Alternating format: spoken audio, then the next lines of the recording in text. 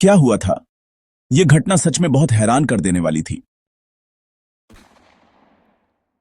23 जुलाई 2025 की सुबह करीब 7:30 बजे राजस्थान के अलवर जिले के लक्ष्मणगढ़ तहसील के बीच गांव या बीच गांव गांव में कांवड़ यात्रा के आखिरी दिन एक दर्दनाक हादसा हुआ। कांवड़ यात्रा में शामिल एक डीजे ट्रक ऊंचे वोल्टेज यानी 11,000 किलोवोल्ट की बिजली की तार से छू गया। करंट पूरे ट्रक और आसपास के इलाके में फैल गया। इससे 2 लोगों की मौके पर ही मौत हो गई और लगभग 30 से 32 लोग घायल हो गए, जिनमें कई की हालत काफी गंभीर है। पीड़ित कौन थे जिनकी मौत हुई? उनमें पहला नाम है सुरेश प्रजापत, उम्र 35 साल। हालांकि कुछ जगह उनकी उम्र 40 साल भी बताई गई है। दूसरा नाम है गोपाल प्रजापत, उम्र 22 साल। दोनों ही बीच गांव के रहने वाले थे। करीब 30 से 32 लोग घायल हुए हैं। इनमें से कम 8 गंभीर रूप से घायल लोगों को राजीव गांधी अस्पताल अलवर भेजा गया। बाकी घायलों का इलाज गढ़ी सवाईराम अस्पताल और सरकारी अस्पताल लक्ष्मणगढ़ में चल रहा है।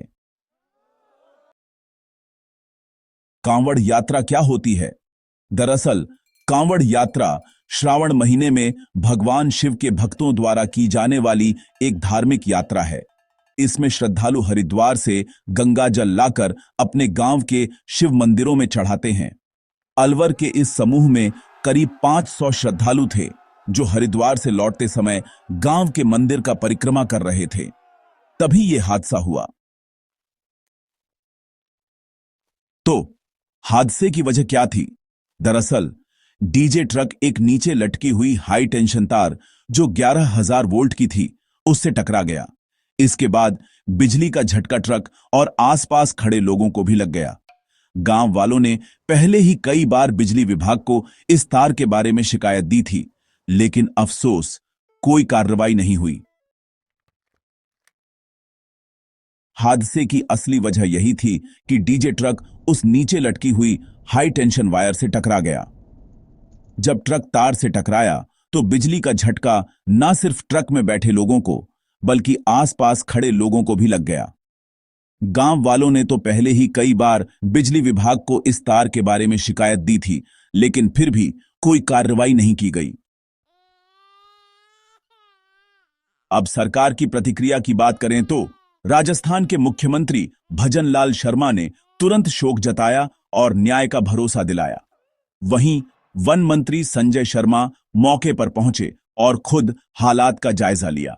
जिम्मेदारी तय करते हुए बिजली विभाग के जूनियर इंजीनियर दिनेश और तकनीकी सहायक सोनू को लापरवाही के लिए सस्पेंड कर दिया गया और मुआवजे के तौर पर हर मृतक के परिवार को कुल 10 लाख रुपए दिए जाएंगे, जिसमें से 5 लाख राज्य सरकार और 5 लाख बिजली विभाग की तरफ से मिलेंगे।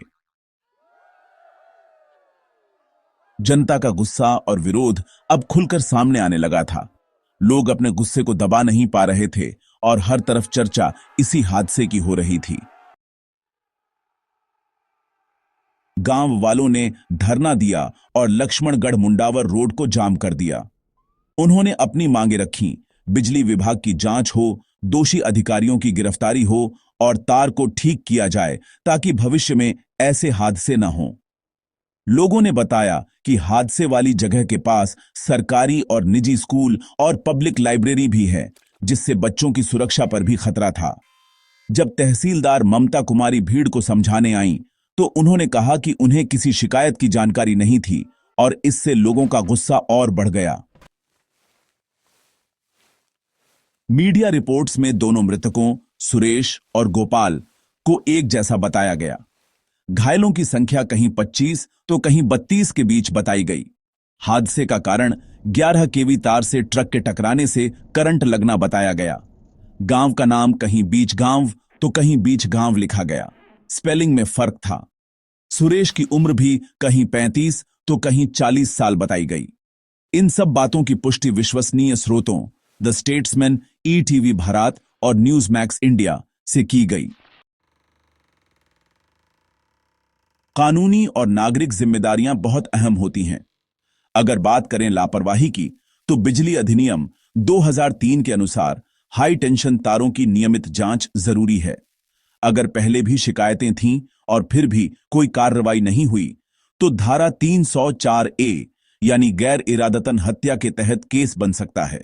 अब सार्वजनिक सुरक्षा की बात करें तो ऐसा लगता है कि यात्रा से पहले कोई सुरक्षा जांच नहीं हुई थी। किसी भी बड़े आयोजन के लिए जरूरी सुरक्षा SOPs यानी स्टैंडर्ड ऑपरेटिंग प्रोसीजर्स नहीं बनाए गए थे या उनका पालन नहीं हुआ।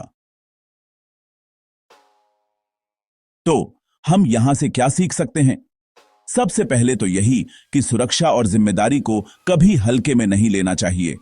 हर नागरिक और अधिकारी की यह जिम्मेदारी है कि नियमों का पालन करें और समय समय पर सुरक्षा जांच जरूर करवाएं। ऐसे हादसों से बचने के लिए हमें मिलकर सजग रहना होगा। हम क्या सीख सकते हैं? देखिए, बिजली और सड़क ढांचे की बात करें तो धार्मिक आयोजनों से पहले तारों और सड़कों की जांच अनिवार्य होनी चाहिए। शिकायत प्रणाली ऐसी हो कि लोग आसानी से शिकायत दर्ज कर सकें और जवाबदेही भी तय हो। कानून की बात करें तो लापरवाही से मौत होने पर सख्त सजा होनी चाहिए। यात्रा प्रबंधन में पुलिस, बिजली विभाग और मंदिर समितियों का समन्वय बहुत जरूरी है और आपातकालीन सेवा के लिए मोबाइल एम्बुलेंस और हाई रिस्क इलाकों की पहले से पहचान होनी चाहिए।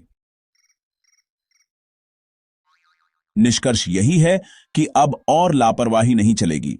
देखिए, यह हादसा सिर्फ बिजली विभाग की गलती नहीं है, बल्कि ये पूरे सरकारी तंत्र की विफलता है, जिसमें गांवों की आधारभूत सुविधाएं, सुरक्षा योजनाएं और जनता की आवाज को नजरअंदाज कर दिया जाता है। जब भक्ति की यात्रा मौत का रास्ता बन जाए तो ये ईश्वर की नहीं बल्कि व्यवस्था की विफलता है। ये रिपोर्ट किसी को डराने के लिए नहीं है, बल्कि लोगों को जागरूक और सुरक्षित रखने के लिए है, ताकि कांवड़ यात्रा, रथ यात्रा, मुहर्रम या किसी भी बड़े आयोजन में ऐसी घटना दोबारा न हो। स्रोत: द स्टेट्समैन।